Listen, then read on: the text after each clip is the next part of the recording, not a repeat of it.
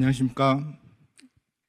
오늘 금융 핀테크 트랙 마지막 시간인데 많은 분들이 참여해 주셔가지고 너무 감사합니다. 그럼 오늘 마지막 세션 시작하도록 하겠습니다.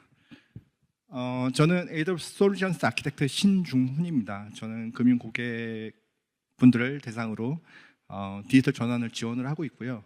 오늘은 한국의 첫 인터넷 전문 은행인 K뱅크의 클라우드 도입 여정과 사례를 소개해 드리려고 합니다.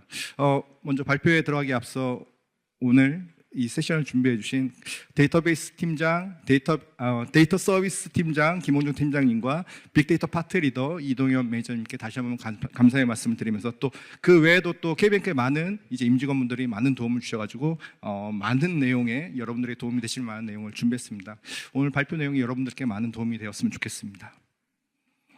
오늘 발표 순서는 다음과 같습니다. 먼저 제가 K뱅크의 클라우드 여정에 대해서 간단히 소개해 드린 다음에 김홍종 팀장님께서 K뱅크의 간단한 소개와 여러 가지 클라우드에 올라온 워크로드에 대해서 사례를 소개해 드릴 예정입니다. 그리고 이동현 매니저님께서 이제 클라우드 도입과 확산과 관련해 가지고 빅데이터 관점으로 상세히 소개해 드릴 예정입니다. 그리고 마지막으로 K뱅크의 다음 여정에 대해서 김홍종 팀장님을 모시고 말씀을 들어보도록 하겠습니다. 먼저 K뱅크의 클라우드 여정에 대해서 간단히 살펴보도록 하겠습니다.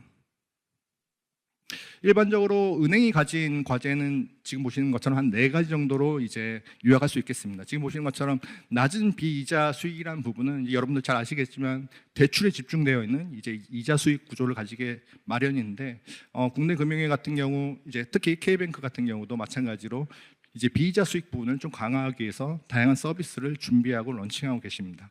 그다음에 온라인 고객 경험 강화는 이제 여러분들 잘 아실 겁니다. 이제는 누구도 오프라인 지점에 찾아가지 않습니다. 그래서 우리가 보통 얘기하는 슈퍼앱, 원앱 전략을 좀 많이 진행을 하고 있죠. 그다음에 이제 데이터 기반의 통찰력, 이 부분은 오늘 여러 가지 세션을 이제 참여하셔서 아시겠지만 젠 AI와 관련된 부분까지 지금 확장하고 있는 상태이고, 그다음에 제도와 규제에 대한 부분도 계속 금융 당국에서 면밀히 살펴보고 있는 상태입니다. 그렇다면 이런 상황에서 이제 K뱅크는 어떠한 전략과 비전과 기술 포트폴리오를 가져갔는지 이제 오늘 상세하게 좀 내용을 들어볼 수 있을 것 같습니다. 먼저 K뱅크의 비전을 먼저 간단하게 말씀드리면, 일반적으로 우리가 생각하는 리테일 금융, 이제 대고객 비즈니스가 있는 반면 이 대고객 비즈니스를 좀 더 강화하기 위해서 어떤 초개인화 서비스라든지 이런 부분에 대해서 좀 더 강화하기 위해서 어떤 투자와 관련된 부분을 좀 확장시킨다거나 아니면 좀 생성형 AI와 같은 신기술을 도입해가지고 좀 더 고객과 친화적인 뱅킹 업무를 만들어 나오고 계십니다. 이런 비전을 이제 실행하기 위해서 이제 다양한 전략이 필요한데, K뱅크 같은 경우는 뱅킹 에이저 서비스, 여러분들 굉장히 수년 동안 언급되었던 내용을 직접 K뱅크는 실천을 하고 계십니다. 지금 보시는 것처럼 어떤 대고객 이제 리테일 금융뿐만 아니라 이 리테일 금융을 좀 더 강화하기 위해서 이제 또 다른 에코시스템을 이제 강화해 나간다는 측면이 되겠습니다. 지금 보시는 것처럼 어떤 비전과 K뱅크의 비전과 전략을 실행하기 위해서 어떤 기술적인 어떤 해답을 얻어야 되는데, 이 부분에서는 이제 지금 보시는 것처럼 크게 2가지로 나눠볼 수 있겠습니다. 어떤 개방형 플랫폼을 구축하는 부분, 그 다음에 실제로 어떤 프로젝트를 크게 일으켜가지고 어떤 워터폴 방식으로 각각의 서비스를 어떤 개선한다기보다는 각각의 서비스를 독립적으로 만들고 개선해 나가는, 그 다음에 구축해 나가고 실험하고 확산하는 이런 관점으로 아키텍처를, 기술적인 구조를 개선하고 계십니다. 그래서 제가 지난 3년 동안 K뱅크와 같이 함께 일해보면서 많이 느꼈던 부분은 이제 이런 것입니다.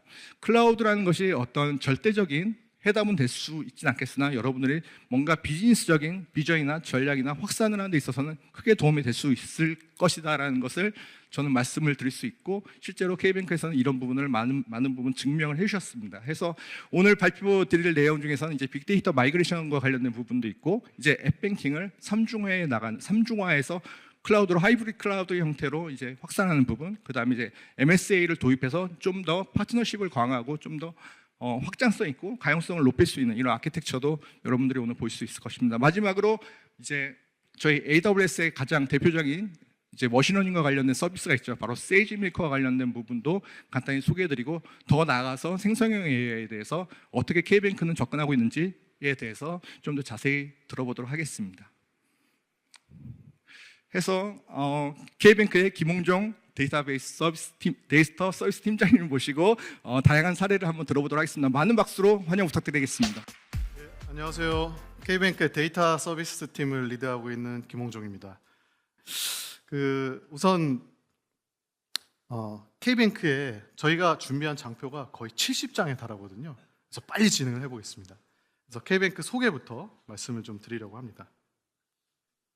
2017년 4월에 대한민국에 1호 인터넷 전문은행이 출범했죠. 카카오뱅크로 오해하고 계신 분들이 많은데 K뱅크입니다. 근데 조금 블랙 코미디인데 K뱅크에서 일해요라고 이제 저희 친지들이 물어보면은 어디 다니냐 물어보면 K뱅크에서 일한다 그러면은 KB국민은행 잘했다 좋은 데 들어갔구나. 아니요, 인터넷 전문은행 아시죠? 그게 뭔데? 카카오뱅크는 아시죠? 카카오뱅크 들어갔구나 축하한다.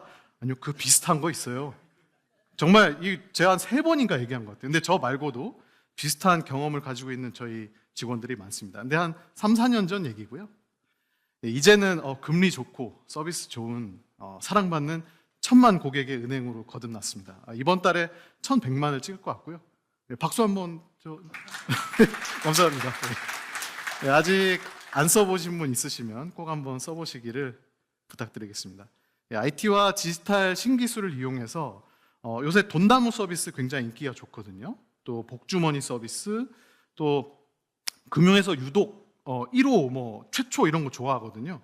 아파트 담보대출을 최초로 이제 인터넷으로 출시를 해서 이제 1조 원 이상 달성을 했습니다. K뱅크의 이제 투트랙 전략이 있는데요. 은행의 이제 고유한 서비스인 여신, 수신, 그 다음에 카드 서비스 이런 것들 저희도 열심히 하고 있습니다. 그리고 반면에 저희 고객분들 중에 업비트 고객들 많으실 겁니다. 이렇게 은행을 필요로 하는 서비스들이 많이 있거든요. 또 동행복권 해보신 분들 계시면은 K뱅크를 꼭 이용하게 돼 있죠. 이런 서비스들의 은행을 서비스로 제공하는 그런 이제 저희가 가치를 실현을 하고 있고요. 그렇게 하기 위해서 여러 가지 기술적인 오픈 API 서비스랄지 여러 가지 기술적인 것들이 강화되어 있습니다. 그럼 본격적으로 이제 클라우드 도입 사례에 대해서 공유를 드리겠습니다. 크게 3가지로 채널계 확장, 그다음에 MSA 도입, 데이터 플랫폼 전환이란 주제로 빨리 설명을 드리겠습니다. 첫 번째로는 채널계 확장입니다. 이런 IT 쪽에 이런 격언이 있죠. 고객 몰림에 장사 없다. 아무리 데브옵스를 잘하고 운영을 잘해도 갑자기 이벤트 한번 잘못 날렸다가 서비스 뻗어나간 경험이 있으시거나 보셨을 겁니다. 근데 이 은행 시스템은 굉장히 보수적이거든요. 그다음에 클라우드 도입도 굉장히 늦었고요. 근데 저희가 이 코인 시장하고 굉장히 좀 밀접하지 않습니까? 그래서 2024년 현재도 그렇지만 2021년에 굉장히 핫했습니다. 여러 가지 신규 코인들이 막 상장을 하던 시점이었고, 또 특히나 이제 일론 머스크가 도지코인 언급할 때마다 저희는 막 감당할 수 없는 트래픽을 이제 소화를 했었거든요. 조금 안 좋은 일도 있었고요. 근데 이런 이제 은행 시스템만으로는 대응이 어려웠었기 때문에 저희는 이제 고민을 하기 시작했습니다. 그래서 고객 유입을 분산을 해야겠다. 여기 은행 계신 분들이나 이제 금융권 분들 많이 계실 텐데, 이제 주센터가 있으면은 디제스터 리커버리, 이제 DR 센터 2가지로 이제 운영을 하고 있는데, 많은 곳들이 액티브 스탠바이 형태로 운영을 하고 계신 걸로 알고 있습니다. 근데 K뱅크는 그런 어떤 고객 부하를 진작에 이제 분산 수용하기 위해서 액티브 구조로 2곳으로 이제 고객 유입을 나눠서 수용을 하고 있었는데요. 그것도 부족했었기 때문에 저희는 AWS에 제3센터를 구성을 해서 이제 3중화 구성을 했습니다. 그래서 고객의 유입이 현재로는 5대 3대 2의 비율로 이제 고객의 유입을 분산을 하고 있고, 더 고객이 많이 들어오는 이벤트나 어떤 서비스가 있다라고 하면은 이 AWS 서비스를 바로 확장을 할 수 있게끔 그런 준비를 하고 있습니다. 그러면 넘어가기 전에 저희가 어떤 준비를 했었는지 좀 공유를 드리고자 하는데요. 우선 많은 은행 시스템들이 유닉스나 뭐 메인프레임 뭐 이런 걸로 구성이 되어 있다는 건 아실 겁니다.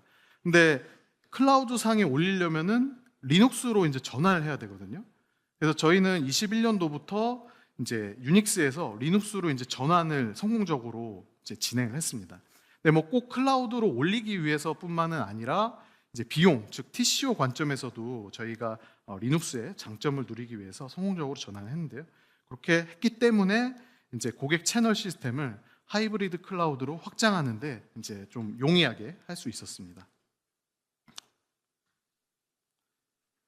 예, 클라우드 채널계 구성을 하기 위한 주요 이제 서비스들인데요.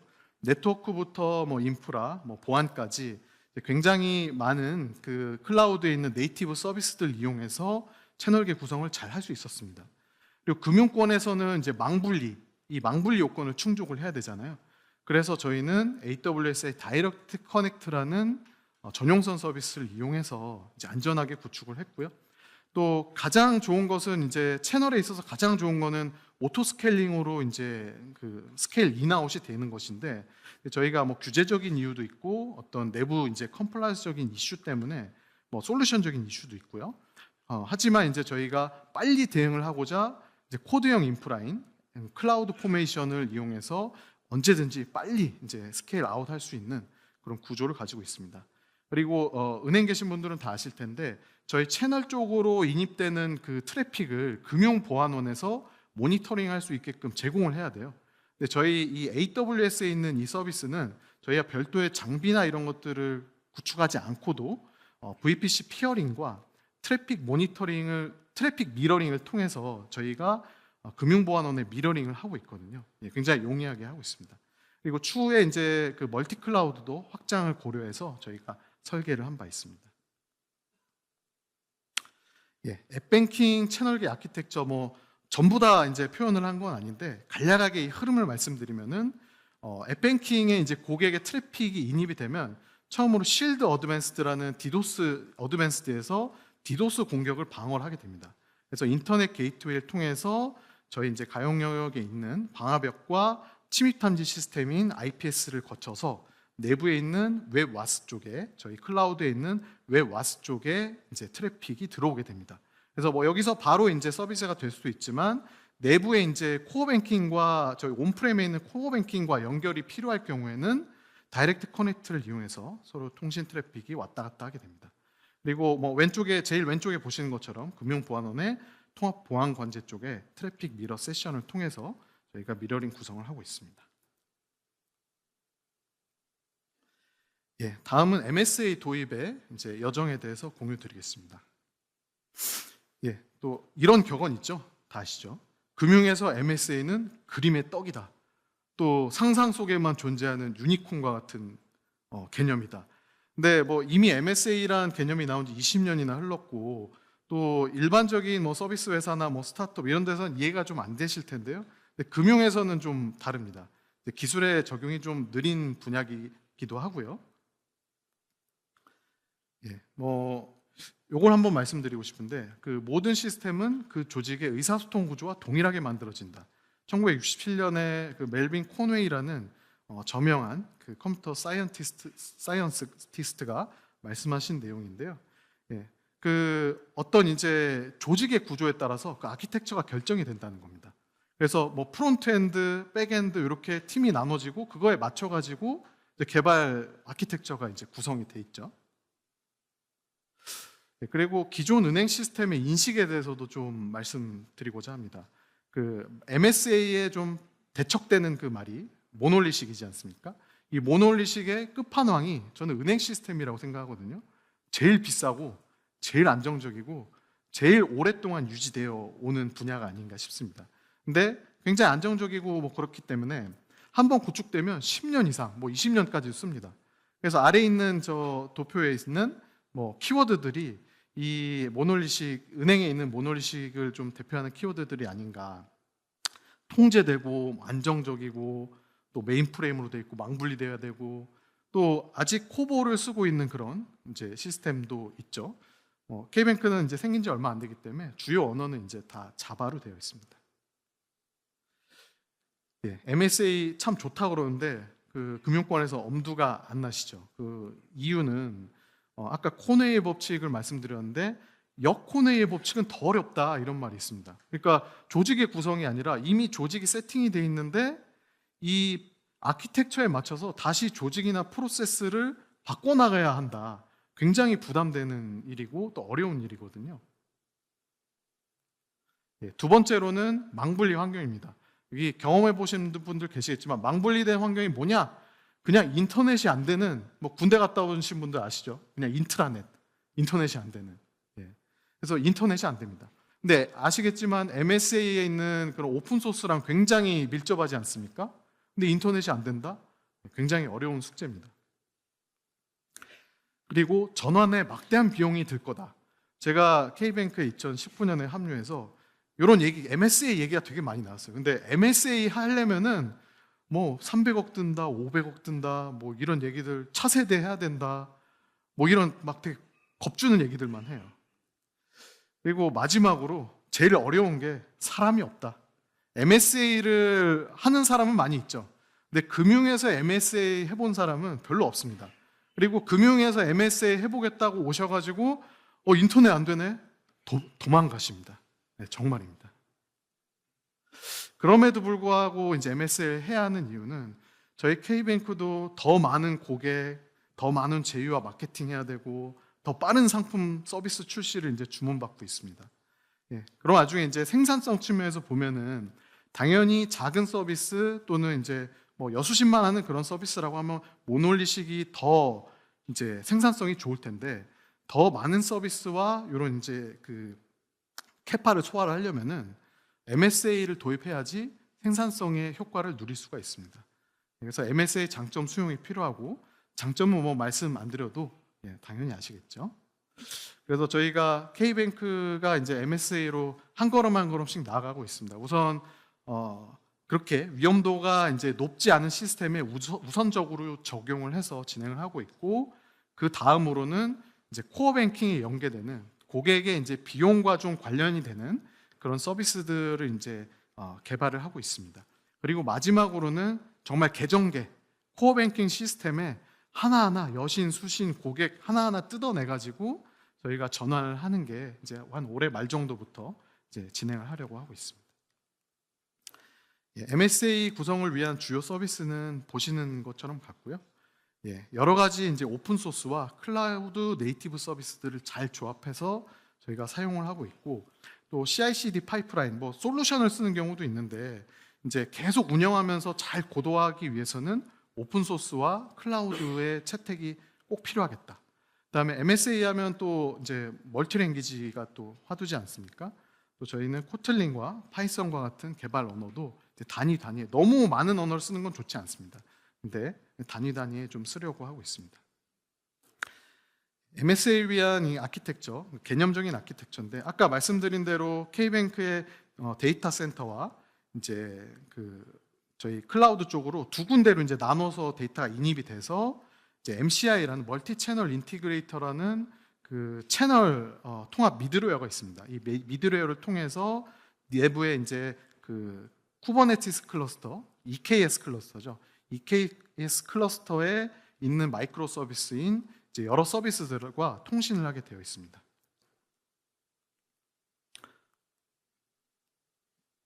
다음은 데이터 플랫폼 전환입니다. 저희도 이제 내부 온프렘에서 하둡을 운영을 하고 있었는데요. 근데 뭐 EOS도 되고 장비도 노후화되고 뭐 이런 이제 바꿔야 될 시점에 좀 있었거든요. 근데 이런 경험들 있으시죠? 그 편의점 가가지고 뭐 하나 사려고 했더니 하나만 있으면 되는데 꼭 하나 껴서 주는 경우 있잖아요. 근데 그 껴서 주는 게 마음에 안 드는 경우, 하둡을 얘기하는 겁니다. 저희가 이제 하둡 클러스터를 운영을 하면서 용량을 좀 늘려야 되는데 용량만 늘리고 싶은데 컴퓨팅 자원도 같이 늘려야 돼요. 이게 무슨 경우인가? 그래서 이제 저희는 AWS의 전환을 이제 거기서 해답을 좀 찾게 되었습니다. 우선 컴퓨팅과 스토리지가 분리되는 아키텍처가 필요하다 해서 하둡에서 마이그레이션을 하게 됐고 또 AWS 환경에서 데이터 플랫폼을 구축을 하였습니다. 이렇게 구축을 해서 이제 사실 데이터 이 좋아진 점은 이따가 저희 이동엽 파트장에게 좀 넘겨드리고 AI와 머신러닝도 굉장히 가속화되었다. 데이터 플랫폼 구성을 위한 주요 서비스들이고요. 수집부터 저장, 분석, 가시화까지 저희가 역시 클라우드 네이티브 서비스만 이용해서도 잘 구성을 할 수 있었다. 가장 좋은 건 아까 이제 용량 말씀드렸죠. 그 S3 99.9999 11.9의 내구성을 가지고 있다라고 표현하더라고요. 예, 그래서 무제한으로 이제 늘릴 수 있는 그 사용 저장 공간을 우리가 확보를 했다. 그다음에 클라우드와 이제 오픈 소스나 저희가 솔루션 레벨에서 쓰고 있던 그 서비스들을 되게 유사한 환경인 그 이제 클라우드 네이티브 서비스들로 이관을 할 수가 있었고요. 그리고 이렇게 이관을 해놓으니까 무엇이 더 좋아졌냐? 세이지 메이커를 쓸 수 있었고 저희 AI 머신러닝 개발자와 데이터 사이언티스트한테 굉장히 큰 무기가 주어졌거든요. 그래서 AI와 머신러닝도 굉장히 가속화되고 있다라고 말씀드릴 수 있습니다. 이 데이터 플랫폼은 좀 더 궁금하실 것 같아서 저희 그 실제로 이 프로젝트를 리딩했던 이동엽 파트리드에게 잠시 마이크를 넘기도록 하겠습니다. 네, 그렇습니다. 저희 K뱅크는 고객의 거래를 얼마나 유연하게 수용하느냐, 또 얼마나 많은 데이터를 저장하고 분석할 수 있냐에 초점을 맞추고 클라우드 도입을 하고 있습니다.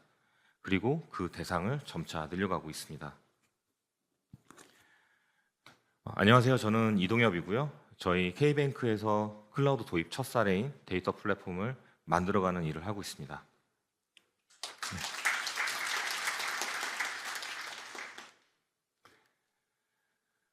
K뱅크의 클라우드 여정의 시작은 하둡을 클라우드로 옮기는 것부터 시작을 했습니다. 처음에는 단순하게 리프트 앤 시프트로 시작을 했지만요. 그 뒤에 굉장히 많은 변화와 진화가 있었습니다.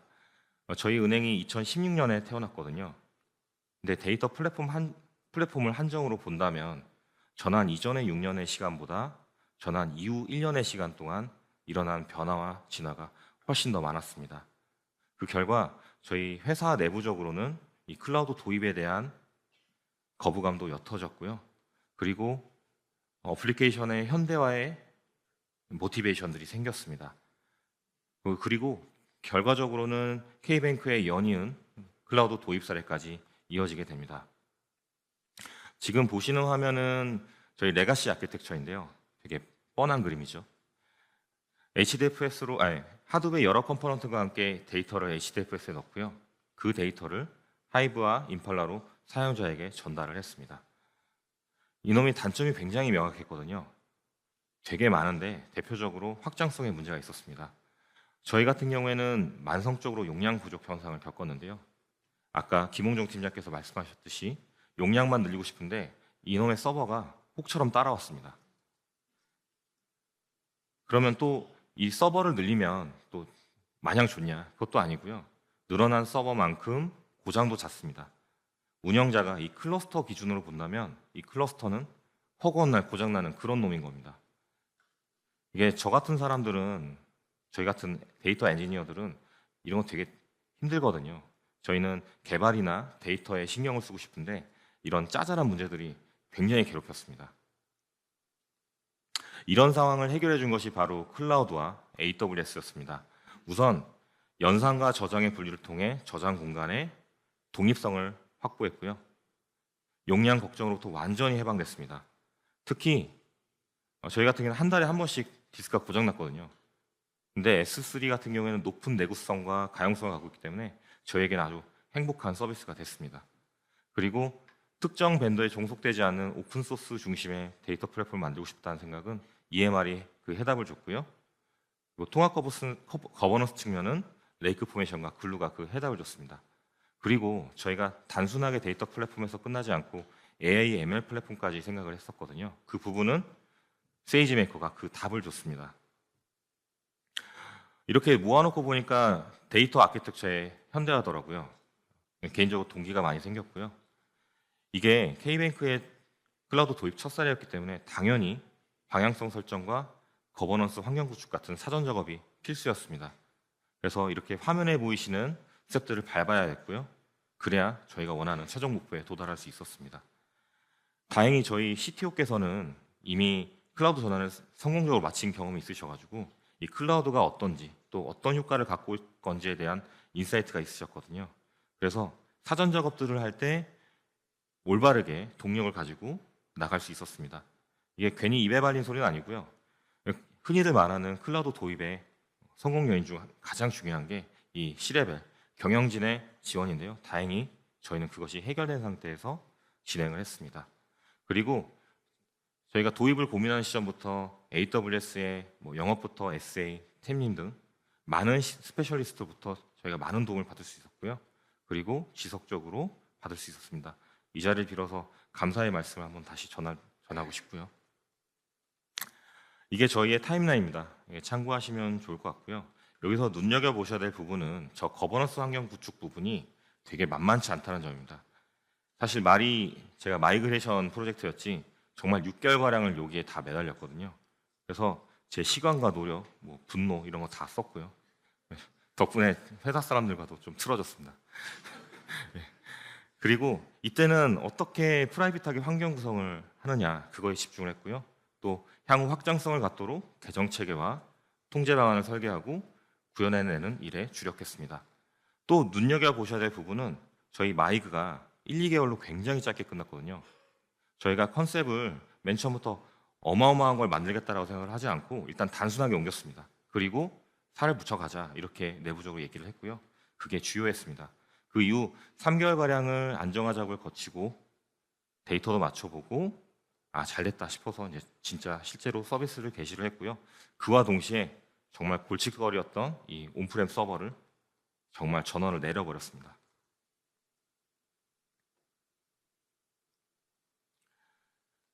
그렇게 해서 탄생한 것이 지금 보시는 아키텍처인데요. 사내에서 생산된 다양한 형태의 데이터들과 또 KT나 BC카 같은 저희 그룹사들 그리고 파트너십을 맺은 기업이나 기관으로부터 수집한 데이터를요. EMR로 전처리하고 S3에 저장합니다. 그리고 그 데이터를 글루 카탈로그와 레이크 포메이션 그리고 IM으로 통제하게 됩니다. 이용자들은 아테나와 세이지 메이커를 통해서 이 통제된 관점에서 데이터를 접근하게 할 수 있게 됐습니다. 이렇게 데이터 플랫폼의 현대화 여정에서 저희가 얻을 수 있었던 효과는 탄력성과 효율성과 활용성이 있었습니다. 우선 탄력적인 자원 수급이 가능해졌는데요. 기존에는 저희가 한정된 자원에서 여러 작업들이 돌고 있었고요.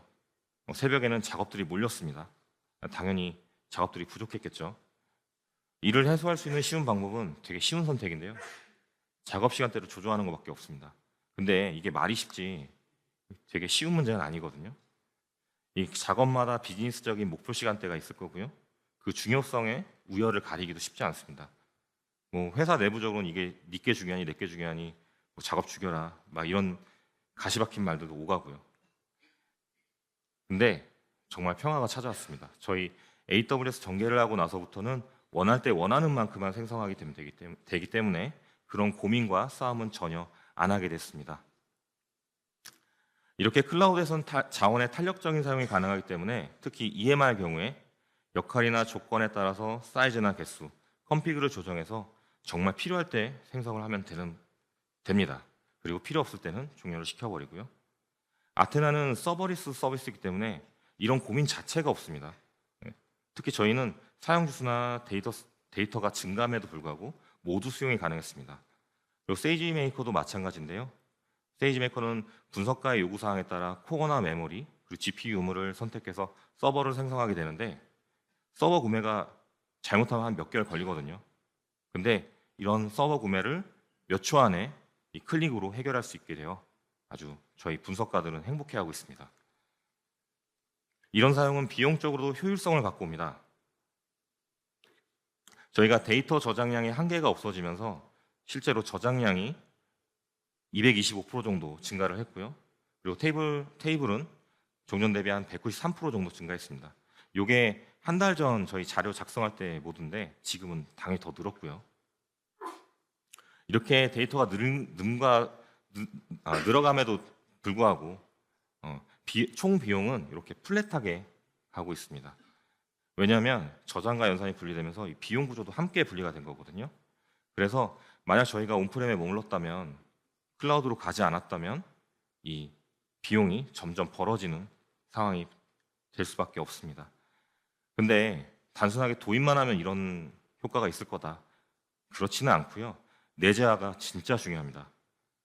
이렇게 비용이 플랫하게 가려면 라이트 사이징이나 S3 계층화, 런타임 조정과 같은 엔지니어링이 필수인데요.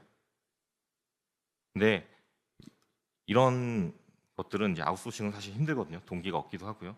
그래서 이런 엔지니어링을 하는 자사 직원에게 비용 관리의 롤을 어느 정도 주시고요. 그러면 자이든 타이든 이런 그림이 나오게끔 되어 있습니다.